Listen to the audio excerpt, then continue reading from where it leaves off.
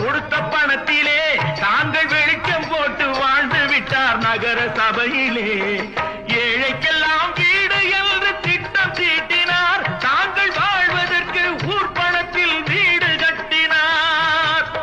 தாங்கள் வாழ்வதற்கு ஊர் பணத்தில் வீடு கட்டினார். தம்பி, நான் படித்தேன் காஞ்சியிலே நேற்று, அதை நான் உனக்கு சொல்லட்டுமா இன்று?